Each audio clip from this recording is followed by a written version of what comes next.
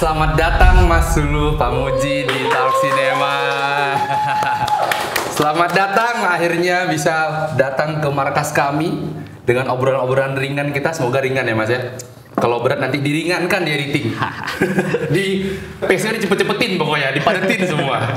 Karena sepertinya hari ini akan banyak obrolan-obrolan berbobot yang kita dapatkan dari Mas Sulu ini ya Mas ya. Terutama perihal pemutaran dan festival-festival mungkin, dan bagaimana ruang-ruang alternatif untuk film-film pendek independen sepertinya Mas ya. Karena kita tahu Mas Sulu ini sekarang menjadi ketua dari klub DIY menonton ya Mas, sama Jogja Film Commission.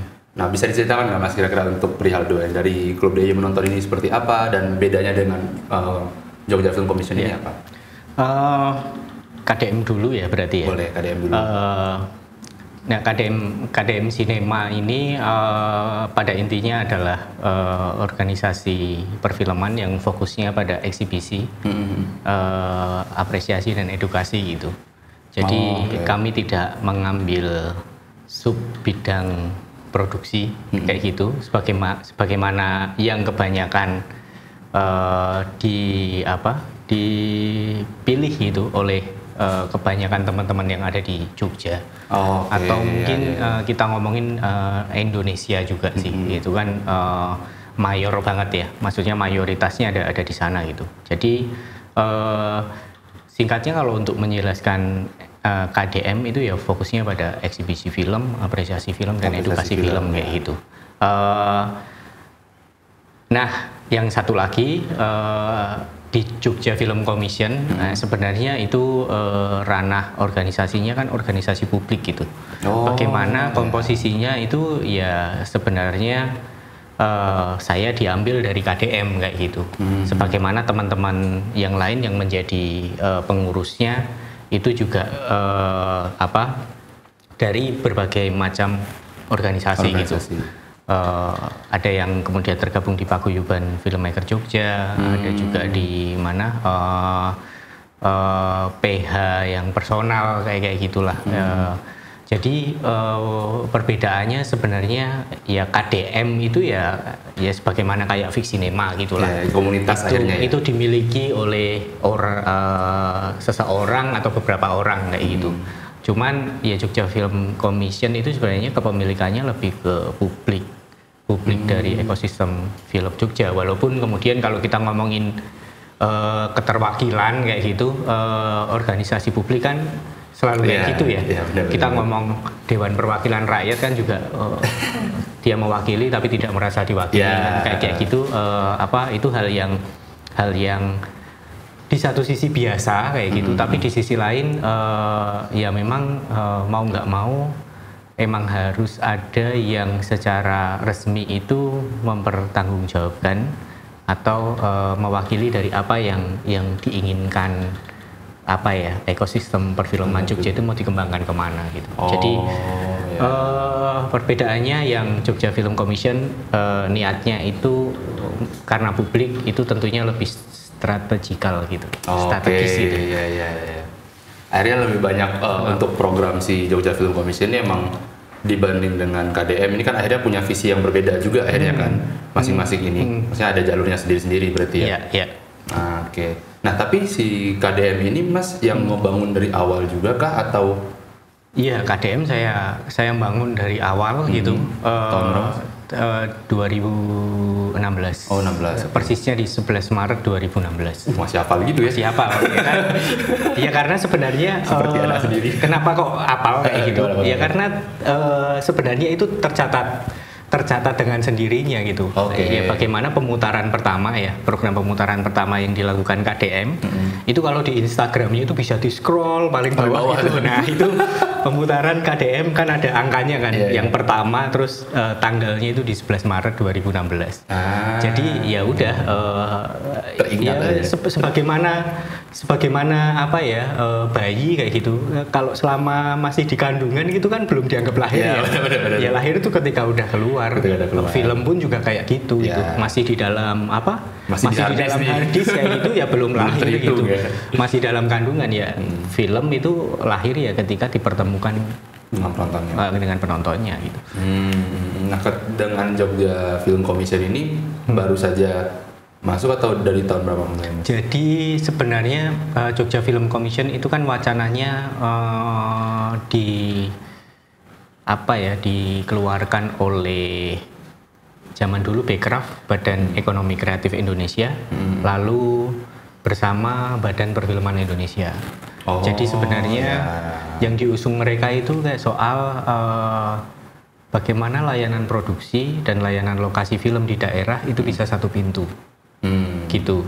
Artinya ya bayangannya untuk membuat manajemen lebih prima, kemudian ketika lebih prima kan banyak orang yang kemudian tertarik ya, merasa nyaman untuk syuting di daerah tertentu, kan kayak gitu. Nah, cuman di Jogja itu kan hal-hal pekerjaan yang sifatnya parsial banget ya itu ya, layanan produksi, layanan lokasi. Layanan produksi bisa diselesaikan oleh fixer ya mungkin ya, oleh fixer kayak gitu, dan lokasi kan sudah ada manajer lokasi dengan location scouting kayak gitu ya.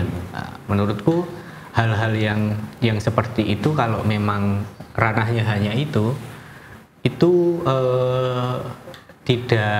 sebenarnya tidak terlalu diperlukan oleh Jogja sih. Maksudnya kalaupun dianggap sebagai masalah, itu bukan lagi masalah yang besar, karena pada dasarnya itu tanpa ada gagasan itu pun sebelum-sebelumnya udah jalan aja gitu. Makanya kemudian beberapa forum group discussion gitu, teman-teman lebih ke bahwa lebih baik kalau memang harus ada itu lebih menyeluruh gitu. Dari menyeluruh artinya dari semua sub bidang dari ekosistem, dari produksi sampai pengarsipan gitu. Ya memang kemudian konsekuensinya jadi lebih luas, lebih kompleks, dan lebih berat mengerjakannya ya. Gitu. Tapi nyatanya berarti kayak lembaga gitu. Maksudnya lembaga yang dari hasil akhirnya tuh lahir Jogja Film Commission dari kalau Jogja Film Commission sebenarnya bentuknya tim kerja. Jadi tim kerja yang ada di bawah Dinas Kebudayaan Daerah Istimewa Yogyakarta. Yang tim kerja itu kewenangannya atau bekerjanya itu ditopang oleh surat keputusan. Jadi itu bisa surat keputusan gubernur, bisa surat keputusan kepala dinas. Jadi intinya surat keputusannya menyatakan bahwa tim ini dibentuk untuk mengembangkan ekosistem perfilman di DIY kayak gitu. Nah, aku jadi penasaran Mas. Maksudnya tadi kan setelah aku melihat juga data-data Mas Ulu ini, aku penasaran kenapa akhirnya Mas Ulu memilih untuk ke jalur yang manajemen tadi, terus habis itu pemutaran dan lain-lain, tapi tidak diproduksinya gitu. Apakah ada latar belakang Mas? Jadi sebenarnya kan kalau dihitung per 10 tahun ya dari 2000, ya bisa jadi aku antara generasi pertama atau keduanya komunitas atau perfilman di Jogja gitulah. Ya sebagaimana generasi awal sebenarnya aku juga mulai dari produksi juga gitu. Oh, berarti sempat ikut produksi juga? Iya, aku dari syuting juga, aku punya filmografi juga gitu. Cuman kan sebenarnya kan seiring berjalannya waktu kan masing-masing orang yang memang pengen berkembang itu kan punya disiplin untuk belajar sendiri-sendiri ya. Jadi kayak akhirnya tahu gitu, akhirnya tahu bahwa di negara tertentu yang perfilmannya maju gitu, misalnya kita taruhlah Korea kayak gitu, itu mereka punya desain. Mereka punya blueprint untuk pengembangan, dan yang terlihat di situ adalah ini bukan soal syuting aja. Iya, benar. Ada banyak di situ ya yang lain-lain ya, benar. Ini bukan soal syuting aja gitu ternyata gitu. Dan ya itu satu, akhirnya ngerti sebuah skema, atau yang dalam koridor yang lebih besar itu ada strategi kebudayaannya gitu. Maksudnya segininya ya, jadi nggak sekedar dikoleng berangkat gitu, atau kamu bikin apa kemudian orang tertarik untuk meng-hire-mu, kamu punya kesempatan yang lebih besar lagi selanjutnya ketika karyamu gemilang nih, diapresiasi ya gitu. Nah, aku sih melihat aku sendiri sih. Sebenarnya aku nggak terlalu nyaman juga dengan syuting. Maksudnya ya oke, menjalaninya, tapi untuk membuatnya sebagai aku memahaminya, merasakannya sebagai aktivitas yang menyenangkan, itu aku banget, aku nyaman sepenuhnya. Itu aku nggak di situ gitu. Jadi ya ini aku lebih suka untuk membuat sesuatu kayak gitu, yang ketika sebelumnya ada di kondisi A-, itu bisa bergerak ke kondisi A+ gitu loh. Jawabannya di situ ternyata ada sebuah program gitu, ada profesi sebagai film programmer. Walaupun ini nanti nggak bisa disimplifikasi ya, disederhanakan, cuman sekedar jadi film programmer itu urusannya untuk memilih atau mengkurasi dan menyusun film untuk festival film tertentu atau ranah pemutaran gitu. Enggak cuma sekedar itu, tapi yang non pemutaran itu juga membutuhkan programming kayak gitu. Ya intinya sebenarnya ada desain lah untuk membuat perubahan atau perkembangan gitu. Jadi dari kondisi tertentu ke kondisi yang selanjutnya. Oke, aku melihatnya kan berarti sebenarnya dalam ranah pemutaran sendiri ini kan tadi cukup dekat dengan kebudayaan juga kan akhirnya ya. Maksudnya bagaimana Mas memprogram-program ini dengan memilih untuk kayaknya nggak di syuting aja deh, kayaknya nggak ke lapangan deh saya gitu. Kayaknya lebih ke bagaimana membangun ekosistemnya kan. Maksudnya aku akhirnya melihat Mas apa yang Mas Nurul kerjakan ini kan menjadi kayak baris depannya untuk ekosistem film juga sebenarnya kan. Akhirnya ya. Berlebihan namun. Ya, maksudnya ketika ada yang bikin film tapi nggak ada yang muterin kan sama aja Mas. Ya akhirnya jadi kayak gitu sih juga. Di era aku kan juga ketika sebuah PH ya, production house ya, itu membuat sebuah film, biasanya pola mereka mendistribusikan sendiri, mereka juga melakukan pemutaran sendiri gitu, mereka mendistribusikan ke festival-festival atau melakukan pemutaran mandiri di Jogja. Waktu dulu ada tempat yang paling menjadi favorit itu ada Philip kayak gitu. Jadi mereka organizer sendiri gitu. Itu kan karena tidak ada yang mau mengerjakan itu, makanya mereka mengerjakan sendiri itu. Tapi kan ketika terus seperti itu, kapan mereka mau bikin film selanjutnya gitu? Jadi susah juga ya. Maksudnya istilahnya merantasi. Tapi kan kemudian hambatan produktivitasnya ada gitu. Karena mereka masih harus ngurus ini baru kembali untuk mikir film baru lagi. Nah, jadi tampaknya memang ada hal yang perlu dilakukan, dan itu fokus ya, tidak menjadi sampingan ya. Itu fokus, tidak menjadi sampingan. Ketika terus dikerjakan, itu ada hasil yang cukup menggembirakan sebenarnya, baik untuk yang mengerjakan maupun materi film yang dikelola gitu. Nah akhirnya waktu itu dari proses Mas memilih kayaknya di pemutaran aja, itu kan mengisi itu tadi kan Mas. Maksudnya setelah melihat kita sadar kalau ini kalau teman-teman bikin film dan dia sendiri yang muterin, kapan bikin filmnya nih mereka gitu. Berarti kan Mas akhirnya in charge untuk masuk ke lini itu. Nah itu pertama kali dilakukan itu langsung di KDM itu atau ada dulu sebelumnya? Enggak, sebelumnya udah ada. Maksudnya ya itu pengalaman itu sebenarnya berlangsung di sebelumnya gitu. Jadi komunitas film pertama yang aku bersentuhan itu kan 5-6 film. 5-6 film itu ada Angginun, Yosep Angginun, ada BW Purbanegara, ada Bayu Prihantoro, Velmun, terus ada Arya Sweta kayak gitu, yang ya itu teman-teman film pertamaku ada di situ gitu. Dan aku merasa kalau aku nggak syuting pun ada mereka gitu.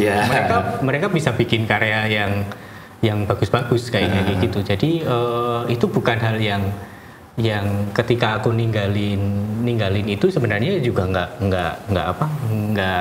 nggak ada efek sampingnya juga gitu. Malah justru efek samping itu ketika aku ngerjain ranah yang tidak banyak dikerjakan oleh orang lain kayak gitu. Jadi ya misalnya bersama mereka pun ngalami juga karyanya diputer sendiri kayak gitu. Jadi melakukan diskusi juga itu berlangsung juga gitu di situ gitu. Jadi maksudnya lebih ke apa ya, proses-proses yang di luar produksi itu tadi.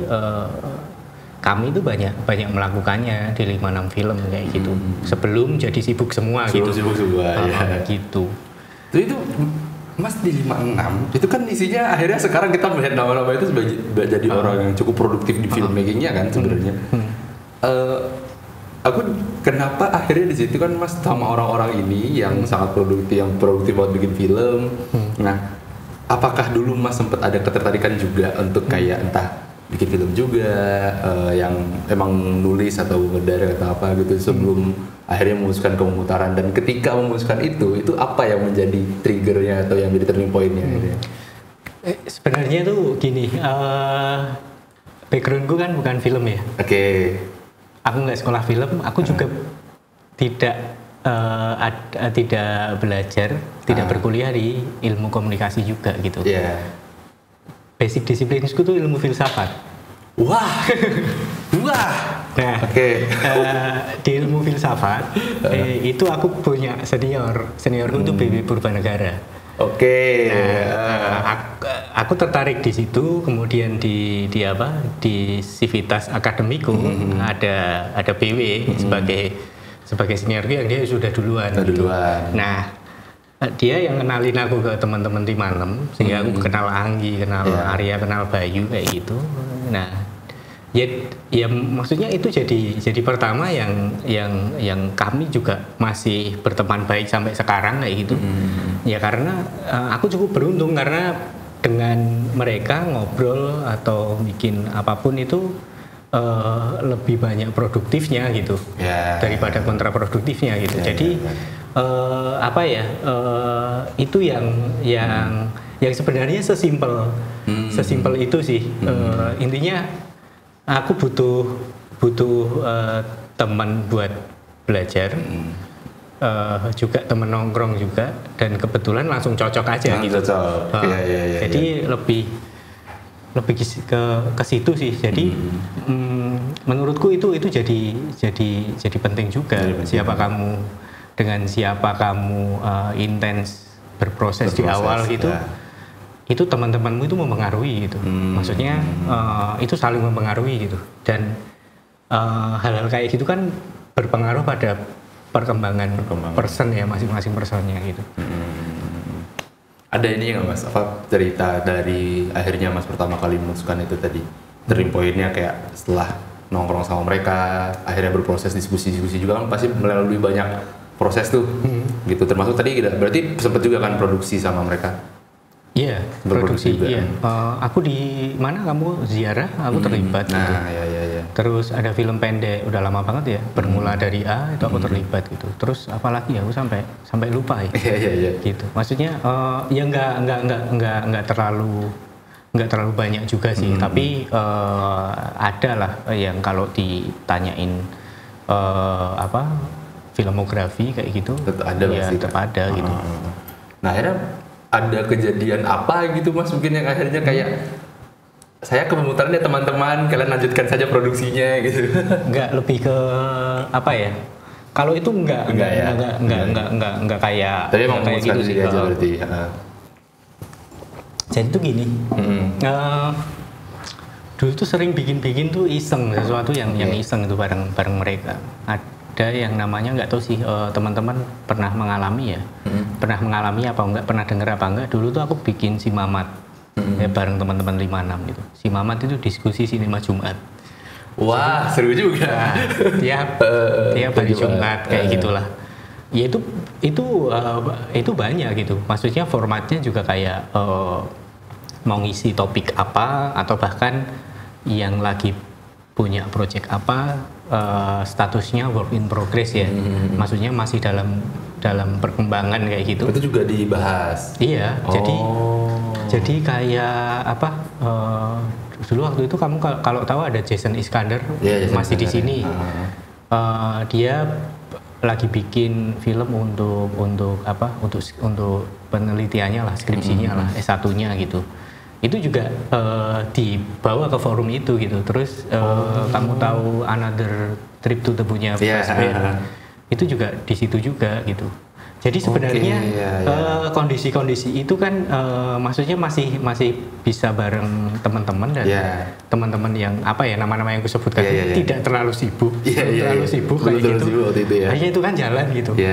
Ya sebenarnya ketika ketemu ya, aku ketemu ranah yang lebih aku banget kayak gitu, dan mereka juga kesempatannya makin gede dan makin sibuk kayak gitu. Nah akhirnya kan membuat di selanjutnya kan tidak boleh pakai sudut pandang iseng gitu. Sudut pandang orang selo yang hiperaktif kayak gitu kan. Nah akhirnya lebih ke ini sih, bahwa aku butuh partner yang lebih serius untuk mengolah, mengeksplor hal-hal yang kayak forum, kayak pemutaran kayak gitu. Jadi aku sekarang tidak banyak bekerja dengan mereka ya, maksudnya secara profesional tidak banyak bekerja dengan mereka, tapi sekarang aku lebih banyak generasi yang lebih muda gitu. Jadi mitra kerjaku lebih banyak generasi yang lebih muda gitu. Ya. Berarti itu juga termasuk cikal bakal munculnya KDM akhirnya ya. Karena kan itu kan rutin berarti Mas, waktu yang si Mama tadi. Si Mama tadi rutin, tapi kita sadar kita dalam setahun tuh mampu untuk menyelenggarakan sampai volume berapa gitu. Jadi bukan ke setahun full gitu enggak, cuman Jumat kita mau ada berapa kali gitu. Jadi seturut kemampuan juga gitu. Oke. Itu berarti tahun berapa Mas? Kira-kira? 2013, 2014. 2013, 2014. Segitu. Oke, berarti di saat itu apakah sudah mulai ada juga bermunculan pemutaran-pemutaran alternatif yang rutin kayak gitu juga? Udah, jadi dengan yang aku sebut si Mamat itu pun kami juga membuat pemutaran kayak gitu.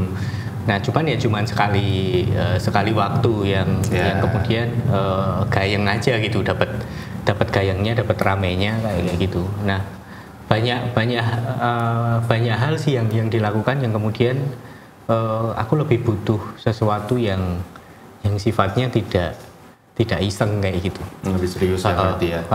Maksudnya bikin sesuatu ngawur aja berhasil gitu. Maksudnya itu kan sayang aja kalau itu tidak membanggakan untuk dijadikan ini gitu. Maksudnya kamu iseng ngawur tapi kemudian acaramu dianggap berhasil gitu.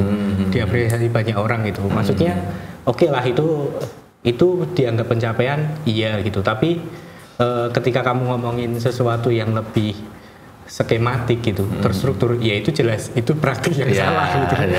Itu praktik yang salah. Oke. Nah, aku pengen tahu sih Mas, mungkin untuk pengetahuan buat teman-teman juga. Akhirnya kan sebenarnya ketika ngomongin pemutaran alternatif, terus habis itu juga ada festivalan gitu. Nah, ini yang membedakan paling besar dari dua ini tuh apa sebenarnya? Ya festival selalu sebenarnya. Itu juga termasuk.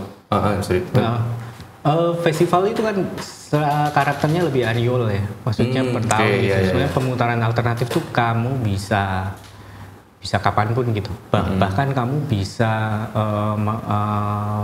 melaksanakan dengan frekuensi yang sama dengan bioskop pada umumnya. Jadi yang satu itu lebih ke perayaan kayak gitu, tapi pemutaran alternatif itu sebenarnya rutinitas biasa gitu. Ngerti. Rutinitas biasa gitu.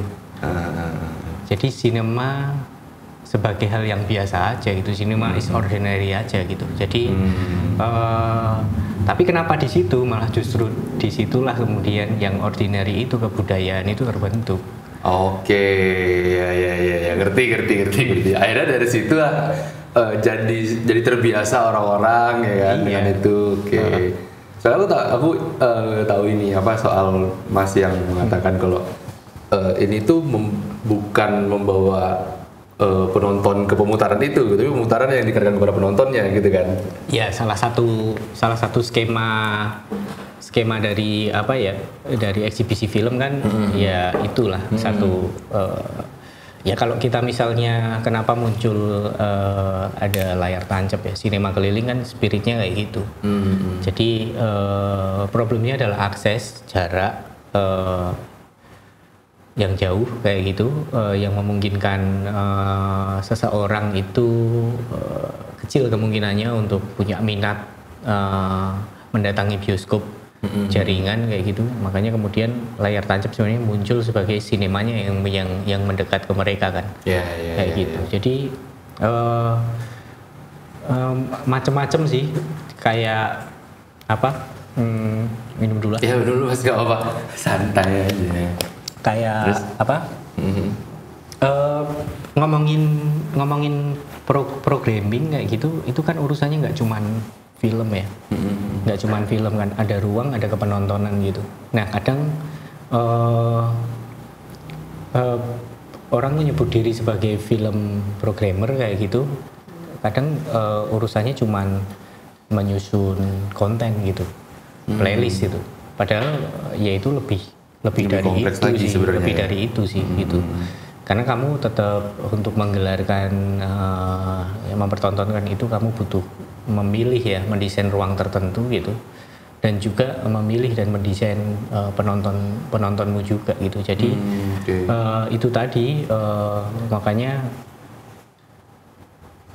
ada yang di bioskop yang proper gitu dengan teknologi paling puncak lah gitu. Ada juga yang di mini bioskop, ada juga yang di misalnya tempat-tempat yang sebenarnya bukan ruang putar tapi disulap menjadi ruang putar ya. Atau kemudian yang di luar juga sama juga, misalnya bisa lapangan voli, lapangan sepak bola, balai desa gitu. Jadi itu hal-hal yang ya ketika film mau diputarkan, kamu harus memikirkan ruang dan penontonnya juga gitu. Jadi nggak selalu tempat pertemuannya itu dalam hal bioskop jaringan. Nah gitu. Tadi bicara soal programmer ya Mas. Misalkan nih ada yang berpendapat kalau film programmer ini kan berarti memilah-milih film apa yang akan ditayangkan. Nah itu kan sederhananya ya, dan dari pembicaraan tadi aku rasa sebenarnya film programmer ini adalah hal yang lebih kompleks dari itu gitu ya kan. Nah mungkin ada contoh satu Mas, mungkin kayak apa sih sebenarnya yang hal yang kompleks dipikirkan oleh si programmer ini, tapi mungkin orang-orang tidak tahu gitu, yang mungkin ngeliatnya cuma dia cuma milih filmnya aja gitu. Kadang tuh kalau aku ya aku kalau bikin program ya, karya programku yang pemutaran kayak gitu,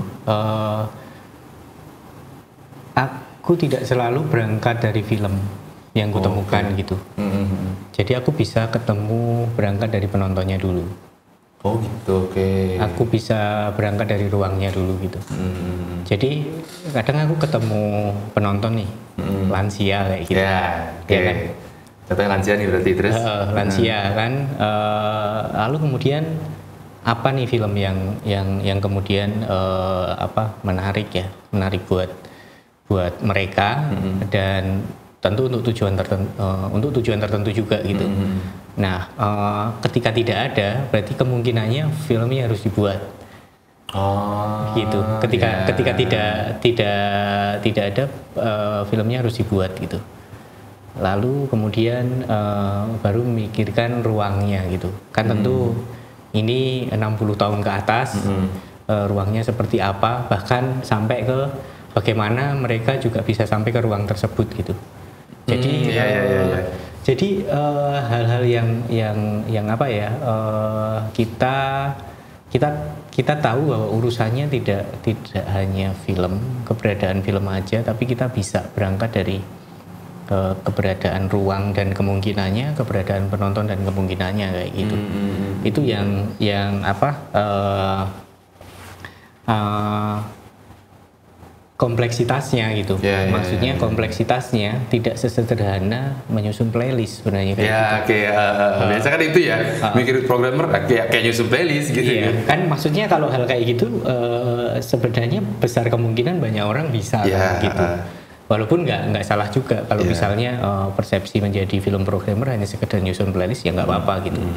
Tapi kemudian ada dua hal sih yang ketika kamu cermati gitu, kamu memikirkannya kayak gitu, itu akan menjadi karya-karya program yang beragam juga gitu. Jadi misalnya ketemu Stadion Kridosono gitu, ini mau diapain gitu, layar tancap 3x4 nggak mungkin kan? Gitu. Tentu ada hal-hal yang bisa dibayangkan, diimajinasikan untuk membuatnya menjadi ruang pertemuan antara film dan penonton gitu, misalnya. Berarti akhirnya ini berbicara lebih ke impact-nya setelah pemutaran itu justru malah ya. Oh ya, satu lagi sama apa tuh? Sebenarnya sama teknologinya juga sih. Jadi kayak sebenarnya mirip sih, ini kayak logikanya teman-teman produksi kan juga berkaitan dengan teknologi juga. Ya kami pun sama gitu. Misalnya aku sebut Stadion Kridosono itu kan yang tahun ini di bulan Juli kalau nggak salah, itu kan ada Kota Baru Heritage Festival. Nah salah satu sentralnya kan Stadion Kridosono gitu. Nah di situ kemudian apa yang menarik dan belum pernah dikerjakan dan menarik untuk ditawarkan ya di sana. Nah itu yang terakhir dibikin, salah satunya KDM terlibat di situ itu kan drive-in cinema. Drive-in cinema, tapi kemudian bukan mobil beroda 4 yang pakai beca. Nah itu iya sih benar juga. Itu nggak cuma soal kamu bentangin layar, juga bukan layar juga sih yang dibentangin, itu LED. Itu LED karena ada tuntutan untuk bagaimana siang dalam kondisi terang itu bisa akses, bisa tampil dengan baik kan. Artinya kan itu terkait dengan teknologi kan. Pilihannya tentu bukan layar dan proyektor gitu. Itu juga bagian yang dipikirin oleh programmer berarti ya? Itu dipikirin kayak termasuk gitu. Yang drive-in tadi? Iya, kalau drive-in kenapa pilihannya becak kayak gitu, itu nggak sekedar nyari hal yang beda, bukan sekedar nyari sensasi juga gitu. Itu tuh sejarahnya drive-in itu kan ada di Eropa Amerika ya, negara subtropis gitu, yang mereka punya lahan parkir ketika musim dingin, orang mau hangout tapi tidak kedinginan. Dan kalau urusannya pengen nonton, bagaimana mereka tidak perlu keluar kayak gitu, tetap nyaman kan. Makanya drive-in itu dibikin di lahan yang gede, lalu kemudian aksesnya mereka pakai mobil kayak gitu. Nah, mobil itu kan punya gas buang. Ya kan, mobil itu kan punya gas buang. Subtropis itu membuat gas buang itu jadi aman untuk orang di belakangnya, karena ke atas, ya kan, ke dingin kan, ke yang lebih dingin ke atas gitu. Makanya yang mobil yang di belakangnya tidak kena dampak dari itu. Nah, ketika di Indonesia di Ancol tahun 80-90 ikut-ikutan, ya kena dampaknya gitu. Akhirnya kan ada kematian karena gas buang itu ke belakang kayak gitu. Sampai situ ya ternyata ya. Kompleks juga ternyata. Itu kan ada. Ya kalau kita di tropis, maksudnya parkir berlaku akhirnya cara itu. Itu enggak. Itu membahayakan banget gitu. Makanya kamu buka aja soal Ancol dulu kan ada drive-in kayak gitu kan, ada berita tentang pasangan itu meninggal di situ. Ya karena itu hal-hal yang itu berbeda, iklimnya berbeda gitu. Nah makanya kan mobil kayak gitu diperhitungkan hal kayak gitu, makanya kemudian jatuhnya ke beca. Nah, dapat beca itu lalu malah ada beberapa klaim penjelasan yang mereka, oh ya ini kearifan lokal gitu. Baru nempel semua. Kan ramah lingkungan gitu. Ya, selain sebenarnya wujudnya itu bikin orang langsung nyantel sebenarnya gitu. Itu berbeda gitu. Tapi iya sih, aku ngeliat itu pertama kali kan, aku kan temanku ada yang kesana tuh kan. Terus kayak ini seru juga nih drive-in beca gini ya. Dan itu emang benar, harusnya jadi kayak langsung ke wah ini sangat kearifan lokal dan sangat tradisi berkebudayaan ya kan. Tapi yang paling penting itu sebenarnya amannya ya Mas ya. Aman sebenarnya, lebih ke sana. Akhirnya nyari dapat bentuk itu kan. Iya. Dapat bentuk itu, walaupun ketemu itu kemudian kita bisa, ternyata lebih menguntungkan di klaimnya. Menguntungkan klaimnya benar-benar. Berarti itu posisinya KDM yang atas nama KDM tuh ya untuk yang ngejalaninnya itu? Banyak sih, maksudnya selain KDM banyak ada beberapa organisasi yang terlibat gitu. Maksudnya lebih ada Elora gitu, Eloranya Siskara Harja sama namanya apa ya, punyanya Ariwulu gitu. Jadi aku kerja bareng Ariwulu, Siskara Harja gitu, untuk Kota Baru. Jadi banyak ya kolaborasi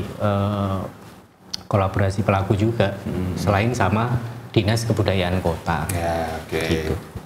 Di KDM sendiri Mas itu kan apakah di situ juga ada untuk anak-anak yang ikut ya, misalnya anggota-anggotanya itu? Apakah mereka juga ada pembekalan untuk kayak jadi programmer juga atau gimana, atau ada juga Mas? Ada kan, salah satu perwujudan dari fokus bidangnya ya di edukasi film itu kan kita tiap tahun kan buka internship. Dan itu biasanya ada masing-masing departemen membuka internship gitu. Jadi departemen program itu salah satunya gitu, ada manajerial, lalu ada media, sama operasional. Jadi ada 4 kalau di KDM gitu. Itu setiap tahun buka berarti internship. Buka. Cara masuknya gimana tuh Mas? Jadi itu kan tujuannya untuk inkubasi ya, maksudnya lebih ke ya emang magang, tapi kemudian begitu masuk ya kita sendiri buka itu udah ada kesiapan untuk ngasih materi apa aja, dan dari segi praktikalnya juga intinya udah kami pikirin lah gitu, sehingga orang magang masuk nggak cuma kami suruh bikin kopi gitu, nggak nggak suruh beli galon tiba-tiba. Jadi itu kadang nggak tahu mau ngapain juga. Biasanya kan organisasi juga pas kalau pas nggak ada proyek ngapain kayak gitu. Itu kan kadang kalau pas ada anak magang kan bingung gitu. Jadi semua kami udah siapin sih sebenarnya materi yang bentuknya teori sama ada beberapa simulasi praktiknya. Nah cara masuknya sebenarnya ya beberapa departemen itu punya kriteria kayak gitu, punya kriteria untuk pendaftar itu memenuhi persyaratan kayak gitu, dan kemudian lanjut ke wawancara dan kemudian pengumuman. Berarti gitu. Ada applyingnya gitu ya? Ada. Jadi lebih ke ini sih, kalau misalnya terlalu banyak juga kami nggak mampu juga gitu untuk nemenin kayak gitu. Jadi ya kenapa selektif gitu? Kenapa selektif ya karena kami ngukur juga waktu dan tenaga untuk mendampingi gitu. Ya tentu saja ketika kami ngeluarin waktu sama energi, ya kompensasinya lebih baik kami ngeluarin ke orang-orang yang emang serius, gitu kan. Bener-bener daripada masuk malah nggak pelangap-pelongong atau ngapain ya, bener-bener. Oke. Sekarang tuh udah berapa tahun Mas berarti itu KDM itu? 2016 ke 2023 berarti 7 tahun lah ya. 7 lah. Iya. Jalan ke mau jalan ke 8 ya berarti. Selama 7 tahun itu ada kendala-kendala nggak Mas yang terjadi kan? Ada dong COVID pasti ya. Wah benar juga ya COVID ya. Nah itu gimana tuh COVID Mas? Kondisinya? Ya nggak gimana-gimana, depresi lah. Waduh, benar sih. Nggak gimana-gimana tapi apa ya? Jadi apa ya? Tadi kita di luar kamera ini kan sempat ngobrol ya konsistensi. Konsistensi gitu. Benar. Ya itu penting sih. Tapi kemudian ternyata ada kalanya itu konsistensi udah tidak menjadi persoalan lagi gitu. Okay. Maksudnya bukan menjadi persoalan lagi, karena artinya kalau kamu bisa rutin gitu, konsisten, udah tidak menjadi beban. Itu jadi biasa, bukan persoalan kan? Iya benar. Nah, ternyata ada tahap selanjutnya itu. Namanya adalah persistensi. Oke. Kegigihan, ketahan bantingan di kondisi yang tidak biasa. Ya, oke. Nah, COVID itu salah satu ujiannya ya. Jadi konsisten udah enggak soal nih. Tapi kemudian kan tiba saatnya itu core-nya bukan konsisten lagi, itu persisten. Iya. Itu persistensi. Ketika dibentur nih bisa bertahan nggak gitu ya? Oke. Nah, ya COVID gimana? Ya sebenarnya kalau boleh melakukan kegiatan ya boleh itu. Maksudnya kita akan melakukan gitu. Orang yang gede aja nggak boleh. Iya kan? Yang gede aja nggak boleh. Nggak bisa ngapain, masa mau nekat gitu. Bener. Berarti itu posisinya pas COVID itu sempat kayak ketar-ketir juga tuh Mas ya berarti ya. Maksudnya kayak gimana ya, ngapain ya gitu. Jadi nggak menduga bakal sepanjang itu. Tak pikir seminggu gitu kan. Tahu-tahu kok ini gitu kan. Ya ketar-ketir. Artinya kan kami punya misalnya pengelolaan bioskop Sono Budoyo kan di kami gitu. Itu kan yang daily kan, hampir daily kayak gitu. Diminta tutup kayak gitu, terus nggak tahu kapan gitu. Terus artinya kan yang lain kan juga iya kan beneran off kayak gitu. Nah kok ditungguin kok seminggu masih nggak boleh gitu, 2 minggu nggak boleh gitu. Wih ini lama ini. Ini lama ini gitu. Cuman akhirnya kan ya ini pertanyaan sih. Mungkin ke semua apa ya? Ke semua subbidang juga ya. Ketika kami tidak memutar film, kami ngapain gitu. Sebagaimana juga ketika teman-teman nih, ketika nggak di calling itu teman-teman ngapain? Iya gitu. benar juga. Iya kan? Iya sih. Nah saat itu kami melakukan peningkatan kapasitas. Oke. Justru jadi belajar hal tertentu, kemudian pakai Zoom atau Google Meet dan kemudian dibagikan. Itu caranya mengisi waktu. Nggak ada duitnya memang. Benar. Tapi paling nggak ada yang dikerjain lah ya. Gitu.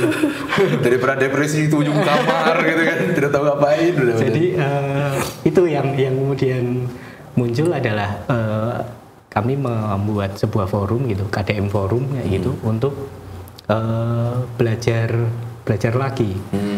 Jadi apa yang kemudian sebelumnya dikerjakan kayak gitu kayak direfleksikan gitu. Jadi ketika nanti udah boleh lagi, makin sakti. Ya, ibarat naik gunung dulu lah ini.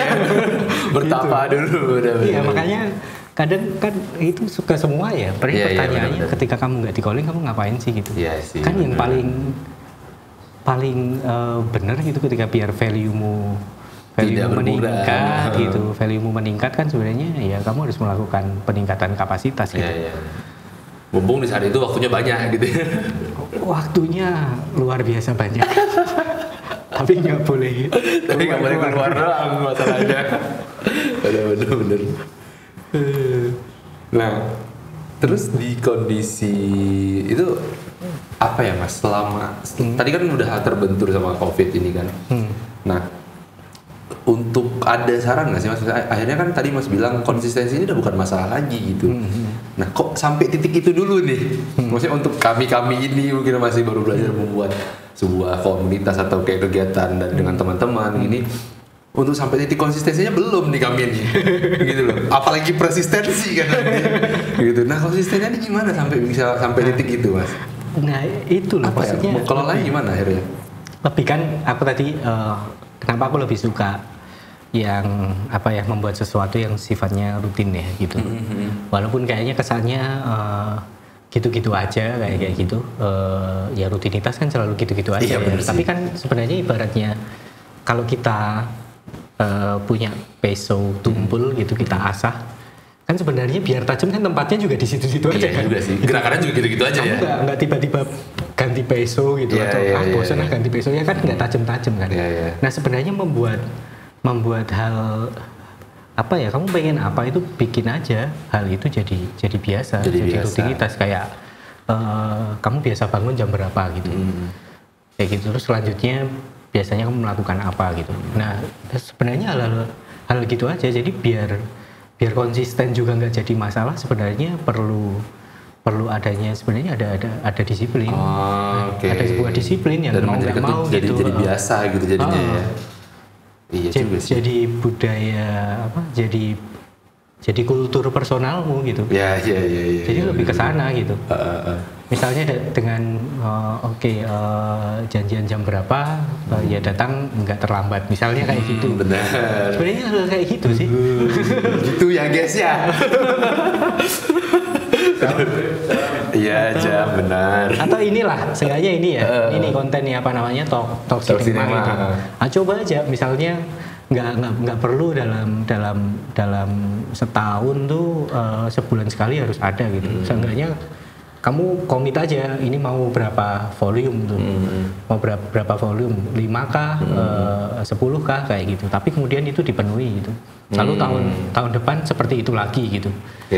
Jadi kan produksi kayak gini juga akhirnya nggak menjadi beban, jadi hal yang jadi biasa aja. Jadi biasa aja. Gitu guys. Jadi kebiasaan aja. Jangan tertekan gitu. Kalau jam 8 datang tuh jangan tertekan, santai aja gitu, konsisten. Oke masa. Terus kita kembali lagi ke pembahasan layar alternatif gitu Mas ya. Biar teman-teman saya tidak tertekan di belakang sana ngomongin konsistensi dan persistensi. Kalau belum bisa konsisten belum mungkin sampai. Belum sampai situ ya, kamu belum sampai situ. Nggak mungkin sampai situ. Sama waktu aja udah bebal gitu, udah nggak kuat gitu kan mentalnya. Ada Gensi enggak maksudnya.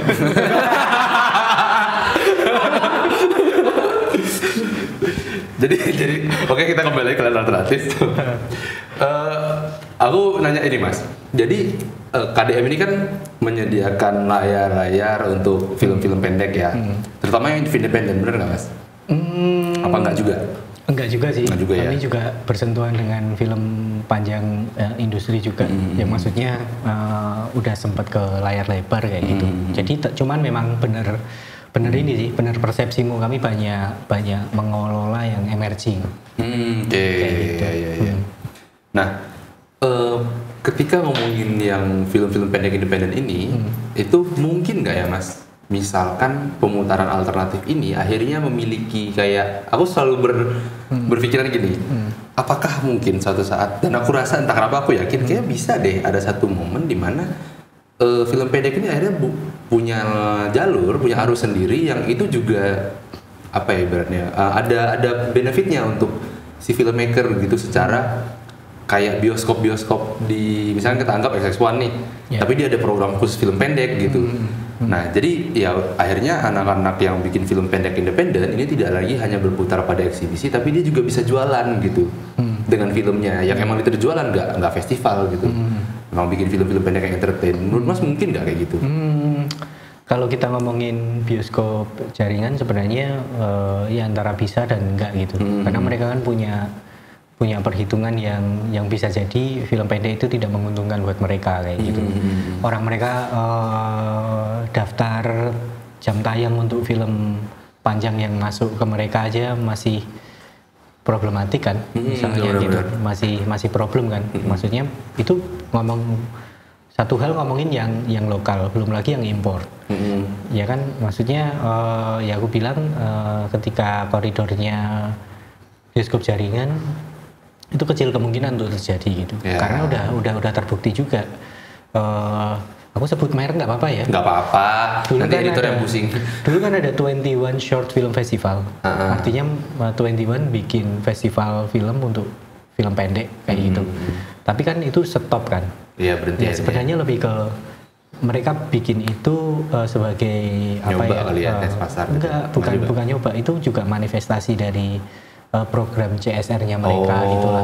Okay. Tapi kemudian kan tidak dilanjut. Ya. Pada nyatanya tidak dilanjut gitu. Jadi itu satu hal gitu. Dan kalau kita mau mendesakkan konten pendek ke mereka, itu sebenarnya kecil kemungkinan untuk mungkin gitu. Malah justru ya kalau bayanganmu itu harusnya bisa berlangsung ya di layar-layar yang spiritnya sama gitu. Spiritnya indie lah katakanlah gitu. Tapi kemudian itu harus dalam wujud yang masif gitu. Artinya nggak cuma KDM aja dong gitu. Kamu ngomongin di Kediri ada apa? Di Kupang ada apa gitu. Nah, ketika itu kan bisa juga membentuk jaringan gitu. Akhirnya jaringan indie ini ya. Nah, maksudnya itu akan lebih mungkin gitu. Kalau kamu tanya itu lebih mungkin. Tinggalkan masalahnya mau nggak pemutar, filmmaker, dan tentu penonton ya, untuk mulai terbiasa bahwa nonton film itu film pendek itu berbayar. Iya sih, benar juga ya. Enggak cuma ya taruhlah 5.000, 10.000, 15.000 kayak gitu. Itu kan salah satu bentuk edukasi gitu. Nah, kalau misalnya itu berlangsung dengan baik, maksudnya ya bayanganmu itu akan terwujud gitu.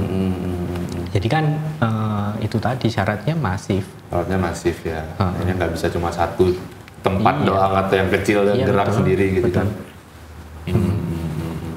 Nah, terus untuk film independen sendiri, misalkan nih, apakah bisa Mas?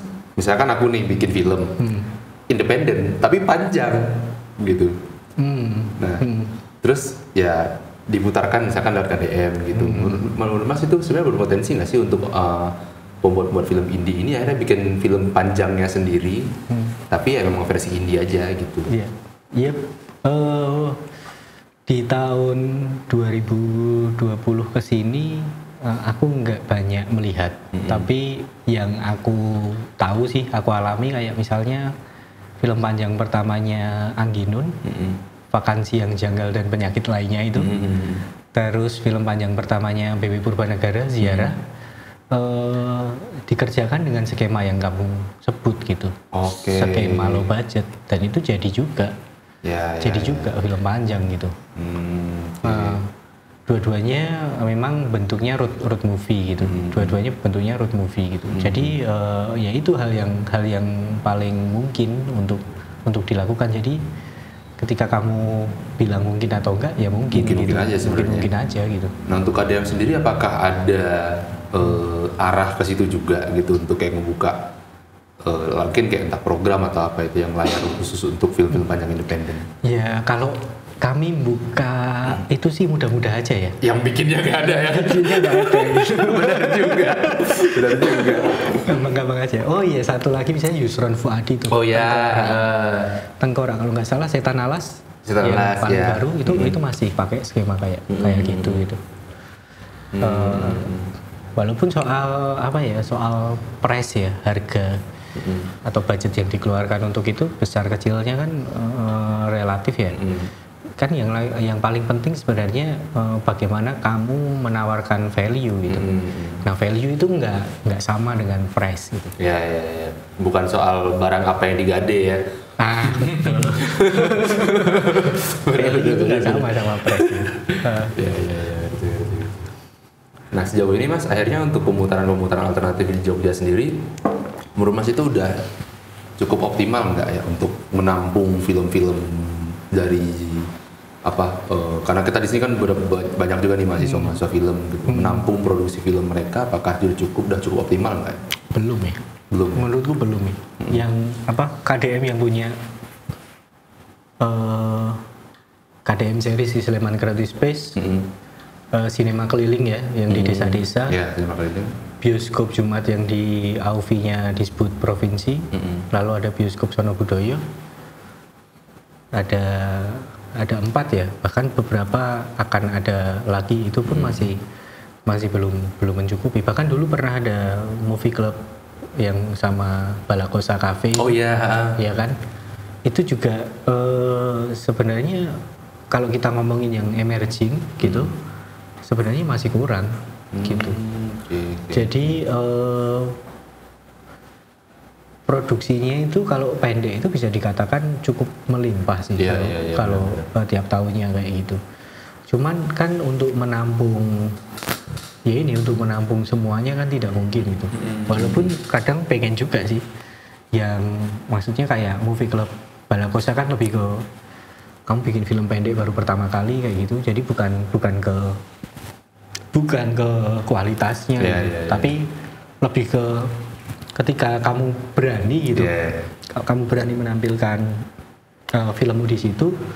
Lebih ke arahannya lebih kamu KDM-nya pengennya kamu punya energi baru untuk bikin lagi yang lebih baik dari ini gitu. Jadi itu untuk first experience lah jatuhnya ya. Benar. Kan kadang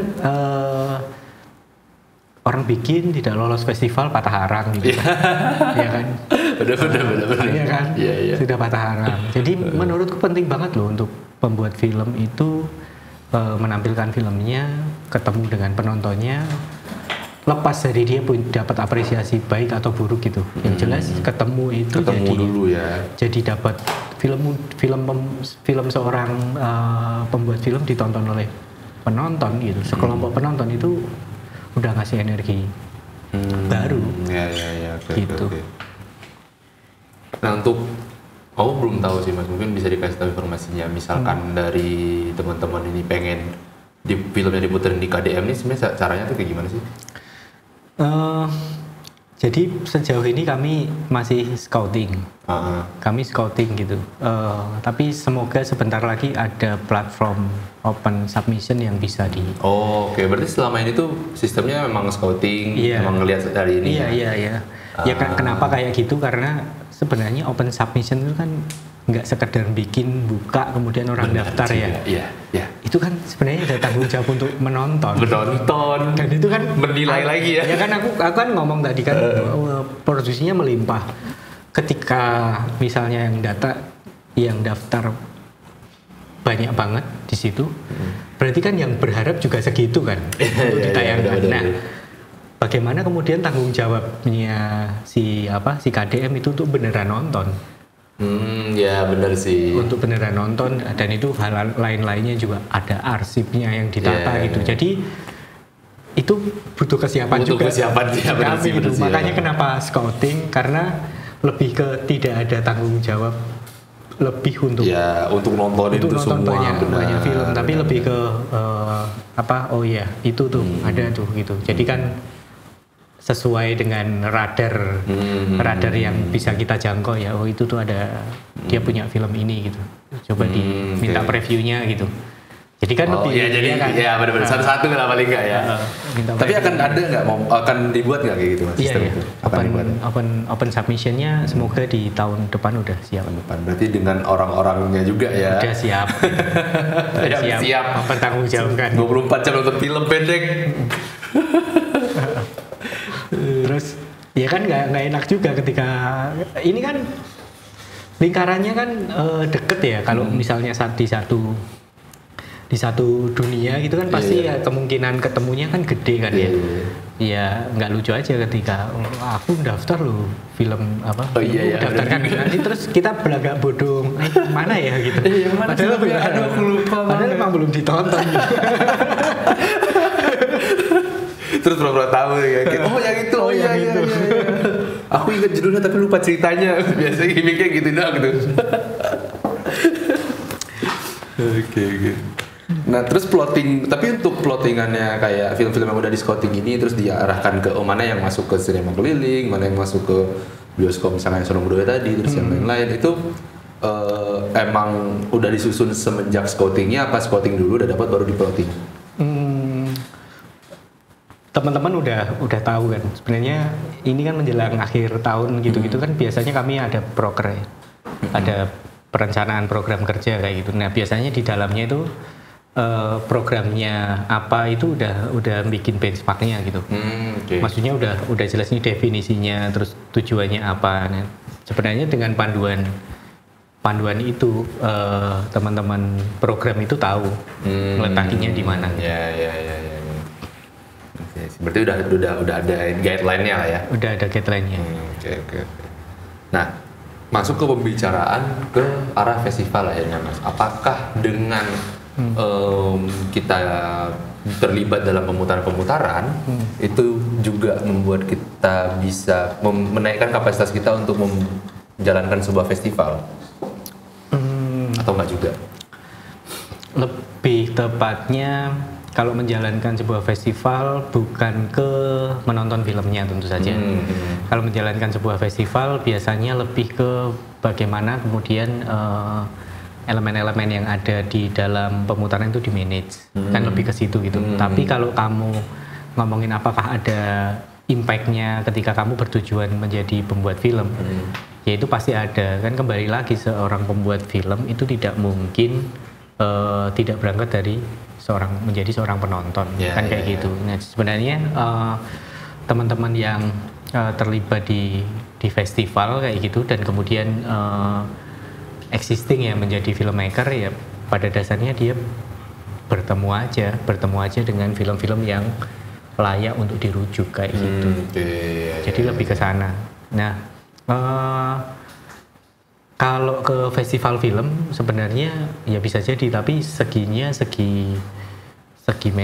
manajerialnya gitu, aliasnya ini mikro nih ininya konteksnya mikro itu. Festival kan ya boleh dikatakan itu lebih makro ya, karena itu annual ya. Kemudian ada beberapa elemen, ada beberapa ruang lingkup juga, ada tamu juga yang hadir yang itu lebih bukan event biasa lah.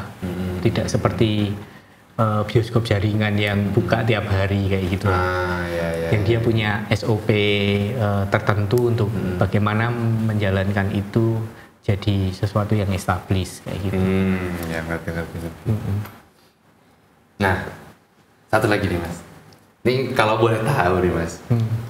Seandainya misalkan aku mau bikin kayak KDM juga gitu ya, maksudnya kelompok yang berfokus kepada pemutaran gitu. Itu kira-kira pemasukannya dari mana ya tuh Mas? Keuntungan untuk benefit secara materialnya dari sisi mana ya kira-kira Mas kalau boleh tahu nih?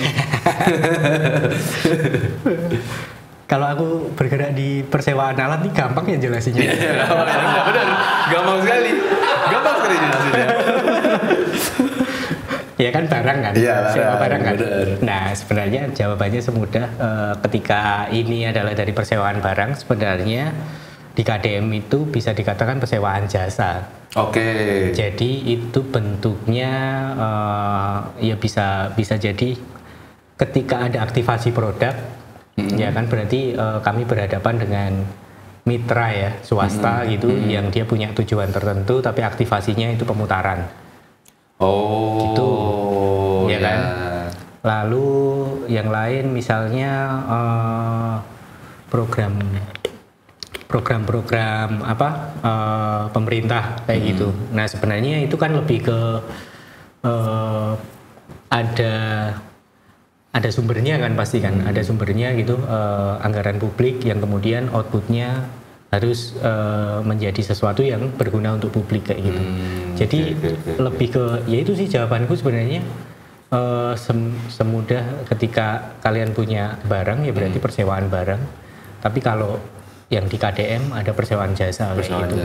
Jasa pemutaran itu berarti. Jasa pemutaran, maksudnya enggak cuman kalau ya ada yang pemutaran kan berarti di ranah yang rencananya udah jadi, laporannya apa kan kita tinggal di tengah-tengahnya kan tinggal melaksanakan. Tapi sebenarnya kebanyakan lebih panjang dari itu. Kita dari perencanaan, pelaksanaan sampai pelaporan.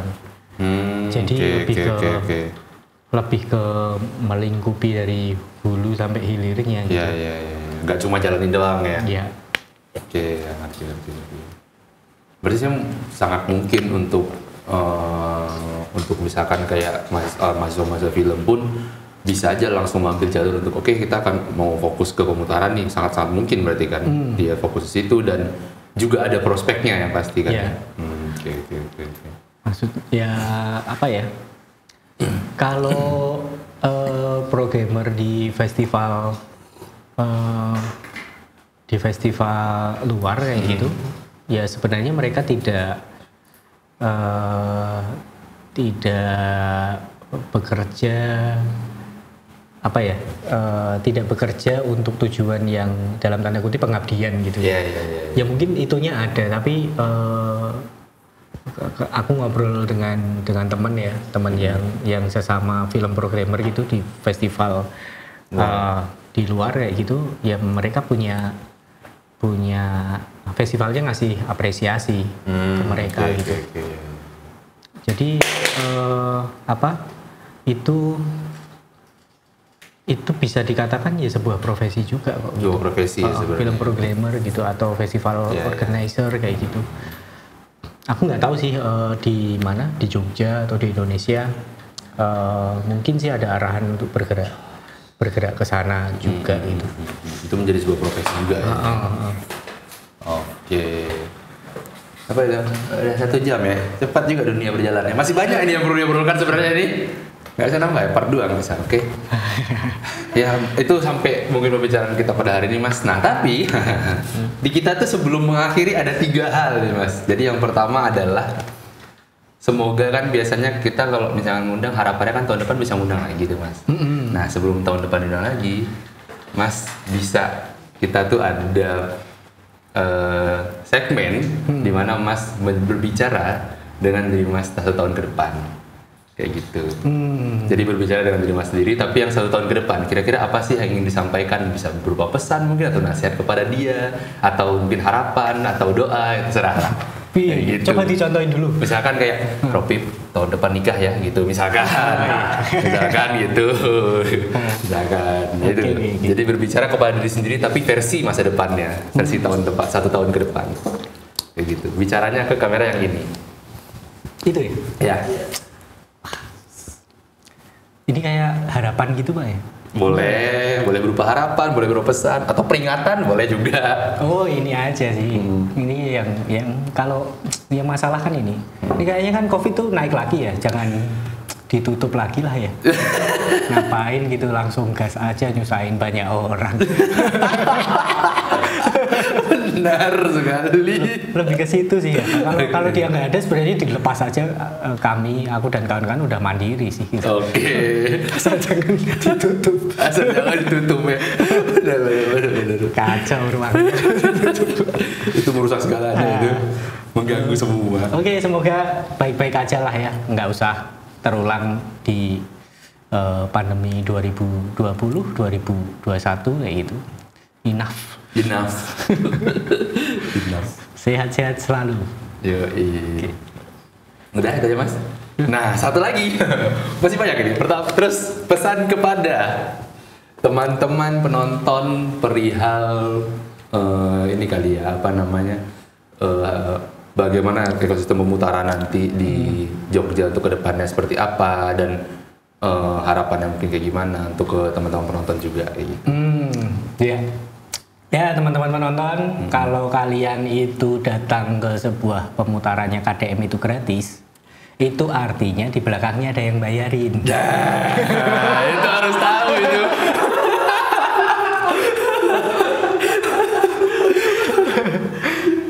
Kalau kemudian ada HTM-nya, itu berarti di belakangnya tidak ada yang bayarin, jadi yang bayar itu kalian. Yang bayarin kalian gitu.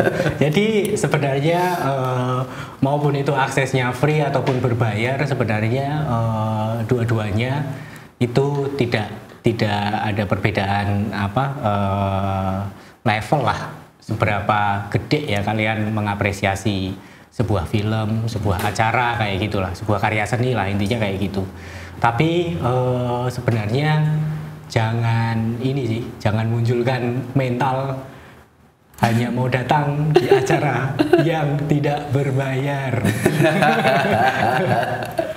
Oke, itu aja ya. Oke, terima kasih banyak Mas Sulu Mamuji. Semoga tahun depan kita bisa berbincang-bincang lagi. Untuk selanjutnya misalkan Mas bisa dikontak kira-kira untuk secara personal bagi teman-teman penonton yang mungkin mau nanya-nanya tentang pemutaran atau apapun itu, bisa lewat apa Mas kira-kira? Sebenarnya bisa DM ke Instagram saya @sulupamuji, atau kalau yang terkait dengan KDM ada di @klub.di menonton. Oke, terima kasih banyak. Ya, bisa dikontak ya guys. Bisa di sini. Di sini nanti ditaruh di sini. Mas editornya nih. Ya, terima kasih Mas. Ya. Terima kasih banyak.